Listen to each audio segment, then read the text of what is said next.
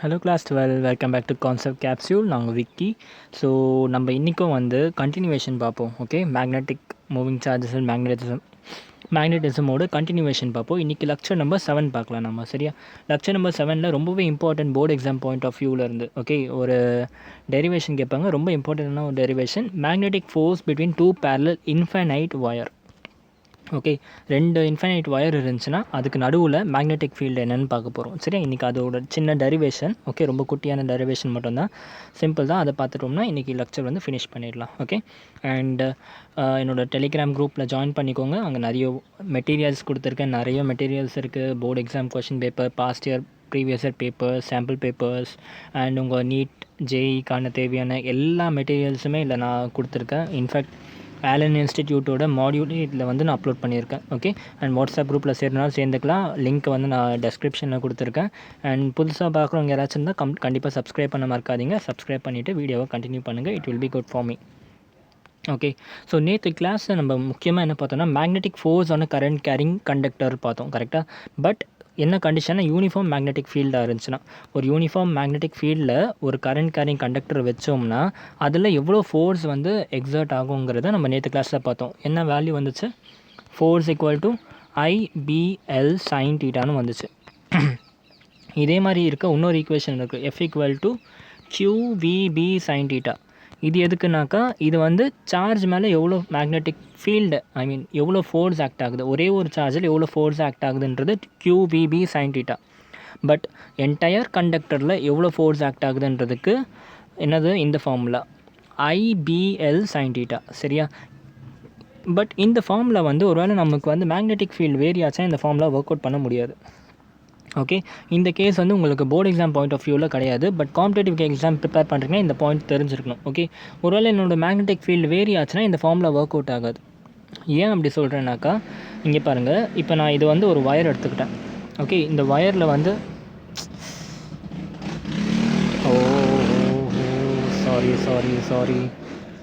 Sorry for that. So இங்கே ஒரு wire எடுத்திருக்கேன். இந்த ஒயரில் கரண்ட் வந்து இந்த டைரெக்ஷனில் மூவ் ஆகிட்டுருக்கு. ஓகே, ஸோ நான் இப்போ இன்னொரு கண்டக்டர் எடுத்திருக்கேன். ஓகே, அந்த கண்டக்டரை நான் இப்படி வச்சுருக்கேன். ஓகே, நான் இப்படி வச்சேன்னா இந்த கண்டக்டர் மேலே இந்த ஒயர்னால் மேக்னெட்டிக் ஃபீல்டு வந்து ஈக்குவலாக இருக்கும். லைக் இங்கே எவ்வளோ மேக்னெட்டிக் ஃபீல்டு வருதோ அதே மேக்னெட்டிக் ஃபீல்டு தான் ஃபுல் கண்டக்டர்லேயும் இருக்கும். ஓகே, அது வந்து யூனிஃபார்ம் மேக்னெட்டிக் ஃபீல்டு ஆகிடுச்சு. அதுவே நான் இப்படி வைக்காமல் கண்டக்டரை இப்படி வச்சுட்டேன்னா அப்போயும் எனக்கு மேக்னெட்டிக் ஃபீல்டு ஈக்குவலாக தான் இருக்குமா? இந்த ஃபுல் கண்டக்டரில் இருக்காது கண்டிப்பாக. ஏன்னா இந்த இடத்துல வேறு மேக்னெட்டிக் ஃபீல்டு வரும், இந்த இடத்துல வேறு மேக்னெட்டிக் ஃபீல்டு வரும். எப்படி சொல்கிறேன், உங்களுக்கு மேக்னெட்டிக் ஃபீல்டு ஸ்ட்ரென்த்துக்கு ஒரு ஃபார்முலா எழுதி போட்டேன், ஞாபகம் இருக்கா? μ0 × I / 2πA அப்படின்ட்டு ஒரு ஃபார்முலா எழுதி போட்டேன், ஞாபகம் இருக்கா? μ0 × I / 2πA. Okay, magnetic field strength கண்டுபிடிக்க இந்த ஃபார்முலா. ஓகே, வேறு ஏ வந்து எவ்வளோ டிஸ்டன்ஸ் அந்த கண்டக்டர் இருக்குன்றது, ஐன்றது கரண்ட்டு, μ0 உங்களோட பர்மியபிலிட்டி கான்ஸ்டன்ட்டு, 2πனா ஒரு இன்னொரு கான்ஸ்டன்ட். ஓகே, இப்போ இந்த μ0 I/2πயோட ஃபார்முலாவை நான் இதில் அப்ளை பண்ணுறேன். இந்த பாயிண்டில் எனக்கு என்ன வரும்? μ0 I / 2πA magnetic field strength வந்து இது. இந்த இடத்துல என்ன வருது எனக்கு? μ0 I / 2πA மட்டும் வராது, 2πA + L வருது. ஓகே, ஸோ பாருங்கள், ஃபீல்ட் ஸ்ட்ரென்த் வந்து என்ன ஆகிடுச்சு? கம்மி ஆகிடுச்சு. இந்த இடத்துல ஃபீல்ட் ஸ்ட்ரென்த் அதிகம், இந்த இடத்துல ஃபீல்ட் ஸ்ட்ரென்த் கம்மி. ஓகே, அதுவே நான் இந்த கண்டக்டர் இப்படி வச்சேன்னா இந்த ஃபார்முலாவில் இங்கேயும் μ0 I / 2πA தான் வரும், இந்த இடத்துல μ0 I / 2πA தான் வரும். ஃபீல்ட் ஸ்ட்ரென்த் வந்து சேமாக இருக்குது. பட் நான் இப்படி வச்சோடனே எனக்கு மேக்னெட்டிக் ஃபீல்ட் ஸ்ட்ரென்த் வந்து வேரி ஆகுது. ஓகே, ஸோ இப்படி எனக்கு மேக்னெட்டிக் ஃபீல்ட் ஸ்ட்ரென்த் வேரி ஆச்சுன்னா இந்த ஃபுல் கண்டக்டரில் எனக்கு எவ்வளோ மேக்னெட்டிக் ஃபோர்ஸ் ஆக்ட் ஆகுதுன்றதுக்கு ஒரு ஃபார்முலா இருக்குது. அந்த ஃபார்முலா தான் இது. Okay, μ0 × I1 I2 / 2πx. Okay, μ0 I1 I2 / 2πx. Okay, log E.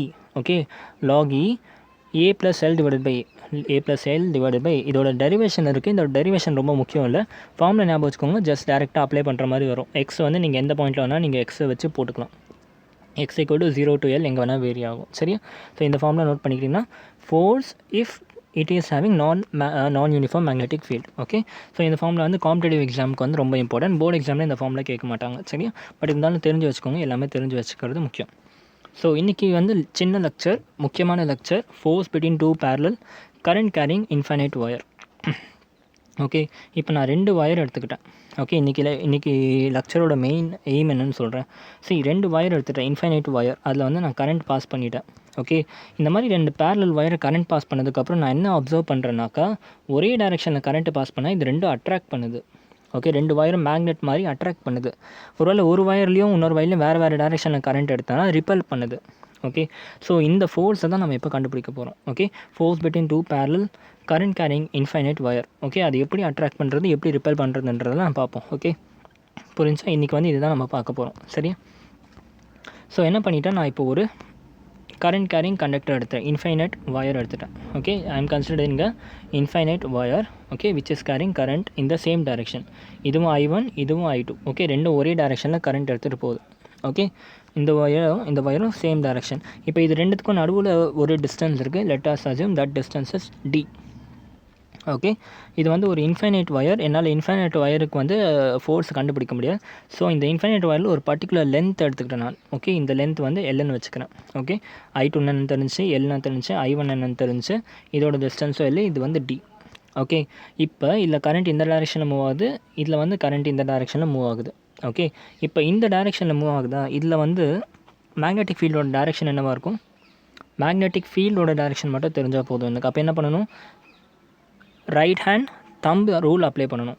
Okay, right hand thumb rule apply பண்ண என்ன ஆகுது, என் மேக்னெட்டிக் ஃபீல்ட் டைரெக்ஷன் எப்படி இருக்குது, நான் என் தம்பை வந்து இப்படி ஹோல்ட் பண்ணிப்பேன்.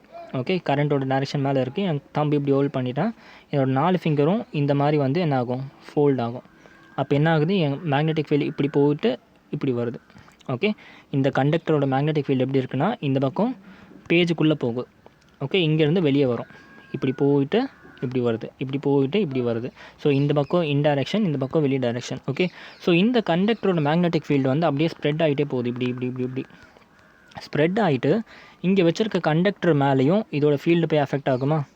ஓகே, ஸோ என்ன ஆகுது, இப்படி போயிட்டு இப்படி வருது. அப்போ இந்த கண்டக்டரில் ஃபீல்டு எப்படி இருக்கும், மேக்னெட்டிக் ஃபீல்டு இந்த கரண்ட்டில் due to this conductor magnetic field இங்கே எப்படி இருக்கும், இந்த கண்டக்டரால் வர மேக்னெட்டிக் ஃபீல்டு இந்த பக்கம் வெளியே வரும். கரெக்டாக, field will be acting outside, இப்படி வெளியே வருது. கரெக்டாக, நல்லா கவனித்து பாருங்கள். இந்த கண்டக்டர் எடுத்தோம்னா left hand side, right hand side ரெண்டு இருக்குது. லெஃப்ட் ஹேண்ட் சைடில் ஃபீல்டு எப்படி வருது, ஃபீல்டு வந்து வெளியே வருது. ஓகே, தம்பை வந்து மூடி வச்சு பாருங்கள். இந்த சைடு தம்பு மேலே ஃபேஸ் பண்ண மாதிரி வச்சோம்னா, கையை மூடினோம்னா நம்ம லெஃப்ட் ஹேண்ட் சைடில் என்ன ஆகுது, கரண்ட் வெளியே வருது. ரைட் ஹேண்ட் சைடில் கரண்ட் உள்ளே போகுது. ஓகே, அப்போ இந்த பக்கம் ஃபுல்லாகவே என்னாச்சு, கரண்ட் வெளியே வரும். ஓகே, அப்போ இங்கே வச்சுருக்க கரண்ட் வந்து எந்த ஃபீல்டில் இருக்குது, கரண்ட் வெளியே வர டைரெக்ஷனில் இது இருக்குது. ஓகே, அப்போ இந்த கண்டக்டர் வந்து என்ன ஆகும், மேக்னெட்டிக் ஃபீல்டு வந்து வெளியே புஷ் பண்ணுற மாதிரி ஒரு ஃபோர்ஸ் எக்ஸர்ட் பண்ணும். ஓகே, அதனால தான் இந்த இடத்துல நான் டாட்னு வச்சுருக்கேன். ஓகே, அதே மாதிரி இந்த கண்டக்டருக்கு என்ன ஆகுது, மேக்னெட்டிக் ஃபீல்டு வருதா. ஓகே, மேக்னெட்டிக் ஃபீல்டு வருது, மேலே போகுது, இதோட கரண்ட்டோட டைரெக்ஷன் மேலே போகுது. So right hand thumb rule apply பண்ணுறேன். என் தம்பை நான் இப்படி வச்சுருக்கேன். ஓகே, என்னோடய ஃபிங்கர்ஸ்லாம் ஃபோல்ட் ஆகும்போது இப்படி ஃபோல்ட் ஆகுது. ஓகே, இப்படி ஃபோல்ட் ஆகுது. அப்போ என்ன ஆகுது, ஒரு பக்கம் என் ஃபிங்கர்ஸ்லாம் இந்த டைரெக்ஷனில் வெளியே வருது. ஓகே, இதோட left hand side, right hand side இருப்பாங்க. லெஃப்ட் ஹேண்ட் சைடில் என் ஃபிங்கர்ஸ்லாம் வெளியே வருது, ரைட் ஹேண்ட் சைடில் என் ஃபிங்கர்ஸ் வந்து உள்ளே போகுது. ஓகே, உள்ளே போகுது தான் க்ராஸ். அப்போ இதோட ரைட் ஹேண்ட் சைடு ஃபுல்லாகவே என்னது, க்ராஸாக இருக்குது. அப்போ இந்த கண்டக்டரு இதோட க்ராஸ் ஃபீல்டில் வந்து இருக்குது. ஓகே, புரிஞ்சா, இந்த மேக்னெட்டிக் ஃபீல்டோட க்ராஸ் காம்போனன்ட் இதில் ஆக்ட் ஆகுது.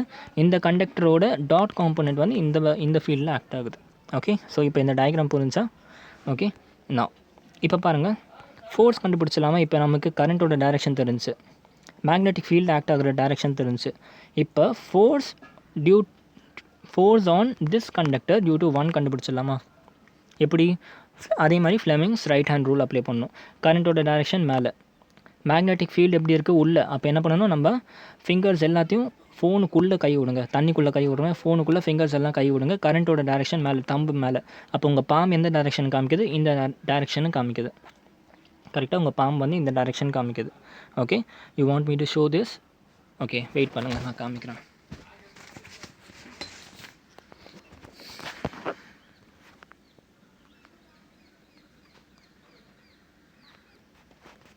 Okay, see here.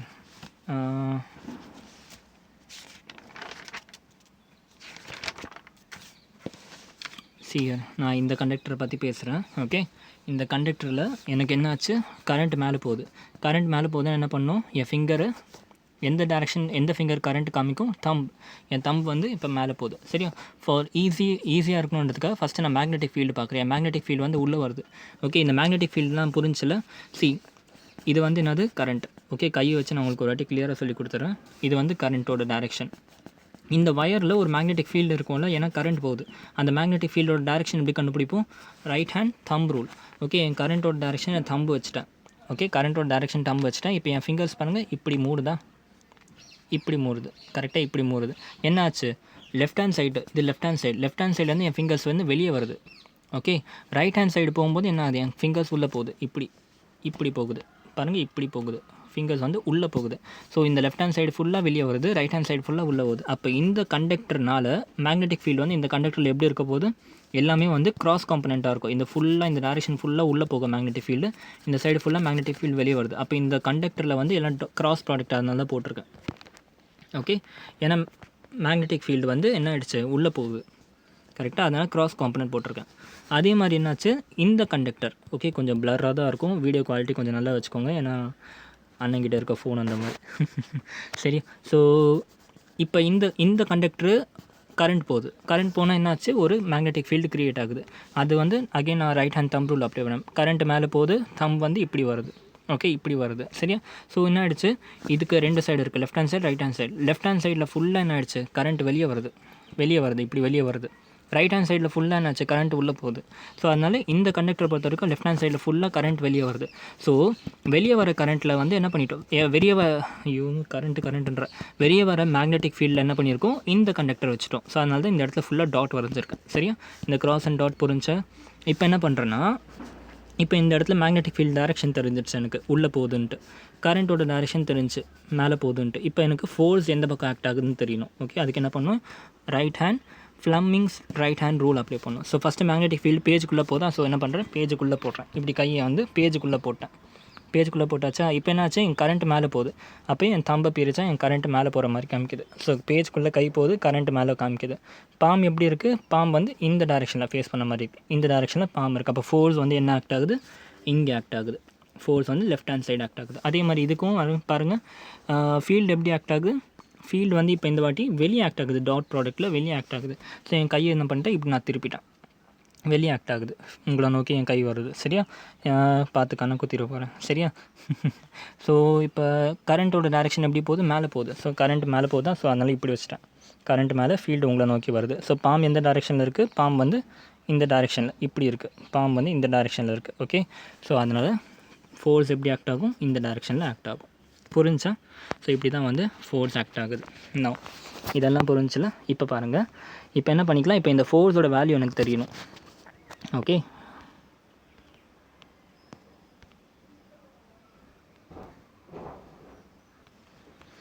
ஃபோர்ஸோட வேல்யூ கண்டுபிடிக்கலாமா? எப்படி பாருங்கள். Here the second wire is placed in the magnetic field of first wire. Obviously second wire எங்கே இருக்குது? இது second wire is placed in the magnetic field of first wire. இந்த வயர்னால வர magnetic field second வயரை வச்சுருக்கேன்.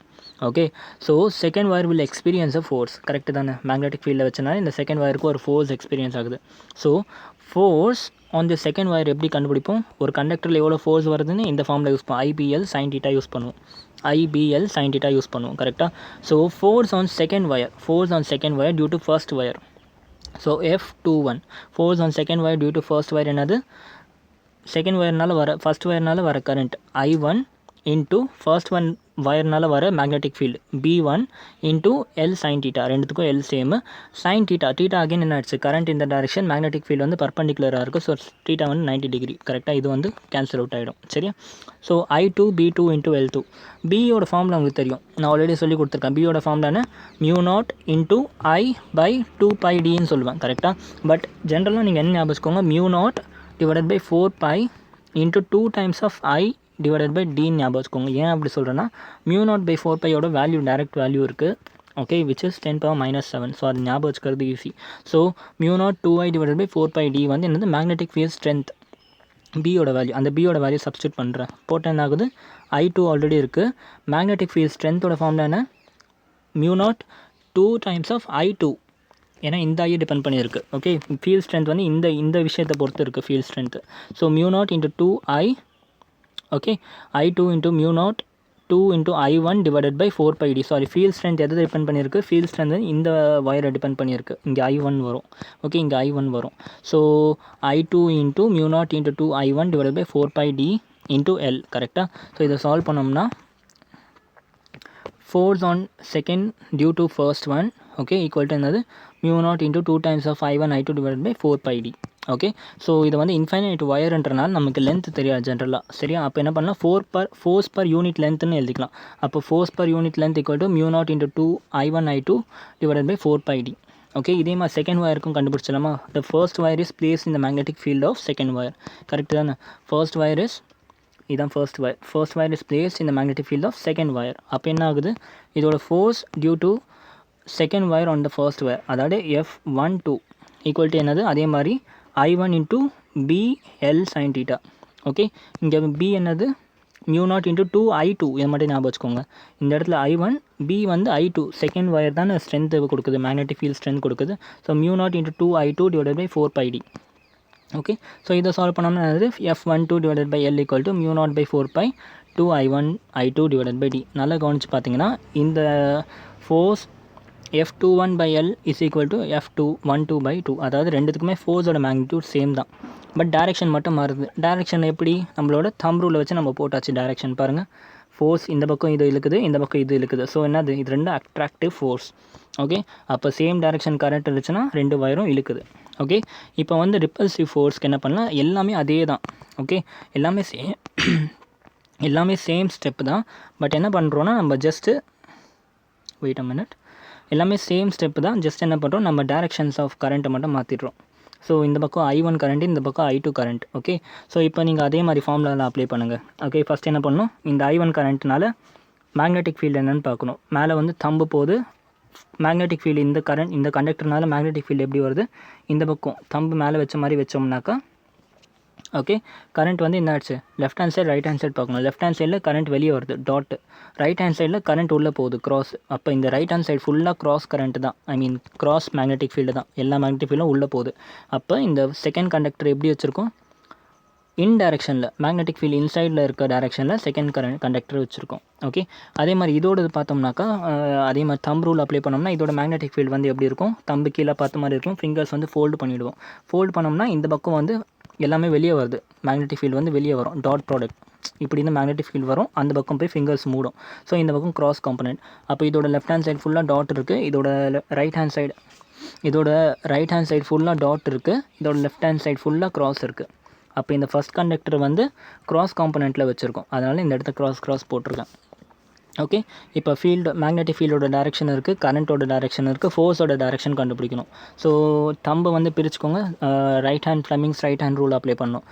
தம்பு வந்து கீழே பார்த்த மாதிரி இருக்கும், உங்களோட 4 ஃபிங்கர்ஸ் வந்து உங்கள் ஸ்க்ரீனுக்குள்ளே பார்த்த மாதிரி வைக்கணும், தண்ணிக்குள்ளே வைக்கிற மாதிரி வைக்கணும். அப்போ என்ன ஆகுது, உங்கள் பாம்பு வந்து இந்த சைடு பார்த்த மாதிரி இருக்கும். கரெக்டாக? அப்போ F21 வந்து இப்படி force on the second wire due to first one வந்து இந்த சைடில் போகுது. ஓகே, அதே மாதிரி இதுக்கும் வந்து நம்ம வந்து ஃபோர்ஸ் கண்டுபிடிக்கணும். கரண்ட் வந்து மேலே போகுது, ஃபீல்டு வந்து உள்ளே போகுது. கரண்ட் மேலே ஃபீல்டு உள்ளே. ஓகே, கரண்ட் மேலே ஃபீல்டு உள்ளே போகுது. அப்போ இதுக்கும் வந்து ஃபோர்ஸ் எப்படி இருக்குது, இந்த டைரெக்ஷனில் இருக்குது. சரியா? ஸோ அப்போ என்னாச்சு, இது வந்து ரிப்பெல் ஆகுது. கரெக்டாக? Wait a minute, 1 minute wait பண்ணுங்கள். ஸோ கரண்ட் மேலே ஃபீல்டு வந்து உள்ளே, அதனால் வந்து இதுக்கும் என்ன ஆகிடுச்சு, நமக்கு F12 இப்படி இருக்குது. ஸோ பாருங்கள், F12 வந்து இந்த பக்கம் F21 இருக்குது. ஸோ ரெண்டும் வந்து ரிப்பெல் பண்ணுது. சரியா? மீதி எல்லாமே அதே தான். ஓகே, டிஸ்டன்ஸ் மாறலை, I1 I2 மாறல. ஸோ இதே ஈக்குவேஷன் தான் உங்களுக்கு வரும். சரியா? இதே ஈக்குவேஷன் தான் வரும். புரிஞ்சா? ஸோ இதுதான் முக்கியமான டெரிவேஷன். ஓகே, ஸோ பாருங்கள், ஃபஸ்ட் கேஸை வந்து அட்ராக்ட் பண்ணிச்சு, செகண்ட் கேஸை வந்து ரிப்பெல் பண்ணுது. ஓகே, ரிப்பெல் பண்ணுச்சு. சரியா? அவ்வளோதான் வித்தியாசம். ரெண்டும் வந்து இம்பார்ட்டண்ட்டான formulas. Okay, clear? Okay, so இப்போ இதுலேருந்து நம்ம வந்து ஒரு இம்பார்ட்டண்ட்டாக கரண்ட்டோட ஆம்பரோட டெஃபினிஷன் கேட்பாங்க. Okay, we know that between two parallel wire at a distance d, F by L equal to mu naught into 2 times of I1 I2 divided by 4 pi into d. இப்போ தான் just now derive பண்ணோம். Okay, let it be attracting or repelling, magnitude வந்து same தான். mu naught into 2 times of I1 I2 divided by 4 pi into d. Okay, இதிலேருந்து நம்ம ஆம்பரோட definition கொடுக்கலாம். 1 ஆம்பரோட definition. Okay, so let us consider, okay, if I1 is equal to I2 equal to 1 ampere. Okay, I1 I2 equal to 1 ampere வச்சுக்கிட்டாக்கா, and let us assume D equal to 1 meter. Okay 1 metre. அப்போ இந்த ஃபார்மில் எப்படி மாறுது? F by L equal to mu naught by 4 pi into 2 times of 1 into 1 divided by 1. கரெக்டாக 2 times of 1 into 1 divided by 1. உங்களுக்கு already நான் இப்போ தான் கொஞ்சம் நேரத்துக்கு மேலே சொன்னேன் mu naught by 4 பையோட வேல்யூ வந்து 10 power minus 7. ஓகே, அப்போ இது என்ன ஆகிக்கலாம், இந்த ஃபுல் வேல்யூவை 2 into 10 power minus 7 எழுதிக்கலாம். அப்போ ஃபோர்ஸ் பர் யூனிட் லென்த் வந்து 2 into 10 power minus 7 newton per metre. Okay, அப்போ ஒரே ஒரு ஆம்பர் கரண்ட் நீங்கள் வந்து ஒரு கரண்ட் கேரிங் ஒயரில் கொடுத்தா என்ன ஆகும்னா, டெஃபினேஷன் பாருங்கள். 1 ampere current is that current which when flows in 2 parallel infinite wire, okay, kept at a distance of 1 meter apart, produces a force of attraction per unit length between them as 2 into 10 power minus 7 Newton per meter. புரியுதா? அப்போ 1 ampere currentக்கு definition என்ன? 1 ampere current is that current, okay, which when flows in 2 parallel infinite wire, okay, kept at a distance of 1 meter apart, produces a force of attraction per unit length between them as 2 into 10 power minus 7 Newton per meter. Okay, இதை அப்படியே தமிழில் சொல்லணும்னா 1 ampere current என்னன்னாக்கா, 2 wire parallel wire எடுத்தோம்னாக்கா, okay, 2 parallel wire எடுக்கணும். அந்த 2 parallel வயரோட distance வந்து 1 metre வச்சோம்னா அப்போ எவ்வளோ ஃபோர்ஸ் நடுவில் ஆக்ட் ஆகுதோ அது எவ்வளோ ஃபோர்ஸாக 2 into 10 power minus 7 force per யூனிட்லேருந்து ஆக்ட் ஆச்சுன்னா அதுதான் 1 ampere கரண்ட்டோட டெஃபினேஷன். ஓகே, ஸோ இதுதான் definition of 1 ampere current. Okay, so இதில் பேசிக்காக ரொம்ப பெரிய கொஸ்டின்ஸ்லாம் கேட்க மாட்டாங்க. இந்த மாதிரி ஒரு சின்ன கொஸ்டின் ஒன்று இருக்குது, எழுதிக்கோங்க. ஓகே, மேபி இந்த மாதிரி கொஸ்டின் கேட்டால் கேட்பாங்க. Find the net force on the wire B. 3 wire வச்சுருக்கேன், ABC. ஓகே, இந்த ஏல வந்து 2 ampere current மேலே போகுது, பிலையும் 2 ampere current மேலே போகுது, சியில் வந்து 2 ampere current கீழே வருது. ஓகே, நான் பி ஒயரில் என்ன நெட் ஃபோர்ஸ்ன்னு கேட்குறேன். ஓகே, ரெண்டுத்துக்கும் நடுவில் 1 மீட்டர் டிஸ்டன்ஸ் இருக்குது. ஸோ இது எப்படி சால்வ் பண்ணுறது ட்ரை பண்ணி பாருங்கள். இன்றைக்கி கிளாஸ் பேஸ் பண்ணியிருக்கேன் இந்த சொல்யூஷன். ஓகே, ஸோ இப்போ நான் சால்வ் பண்ணுறேன் பாருங்கள்.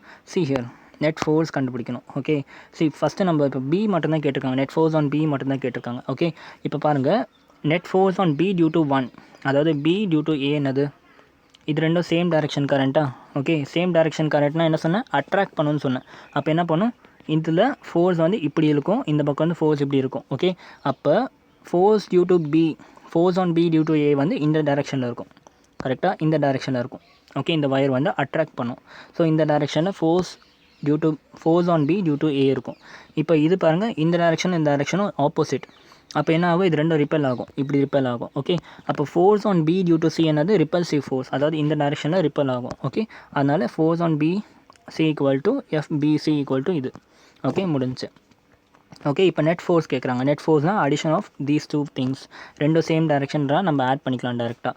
So F naught equal to எப்படி போடும், F naught equal to FBA plus FBC. கரெக்டாக FBA plus FBC. Just now நம்ம 2 பேரலல் வயர்னால் ஃபோர்ஸ் எப்படி கண்டுபிடிப்போம், mu naught divided by 4 pi into 2 into I1 I2 divided by எல்னு போடுவோம். கரெக்டாக, ஸோ அந்த ஃபார்மில் அப்ளை பண்ணுறேன். mu naught divided by 4 pi into 2 into I1 I2, ரெண்டுத்துக்குமே I1 I2 சேம் தான், 2 into 2 டிவைடட் பை டிஸ்டன்ஸ் வந்து 1 மீட்டர். ஸோ போட்டோன்னா இந்த மாதிரி வரும். சேம் ஈக்குவேஷன் தான் இதுக்கும் வரும். சரியா, போட்டிங்கன்னா இது ரெண்டுத்தையும் சால்வ் பண்ணுங்கள், ஆன்சர் கிடச்சிடும். ரெண்டுத்தையும் ஆட் பண்ணோம்னா நமக்கு ஆன்சர் கிடச்சிடும். சிம்பிள், முடிஞ்சு. Okay, so with this will end the video here. இது ரொம்ப இம்பார்ட்டண்ட்டான ஒரு லெக்சர். ஸோ டக்குன்னு முடிச்சாச்சு, சின்னது பட் எஃபெக்டிவான ஒரு chapter. Thank you so much and have a great day. Good by.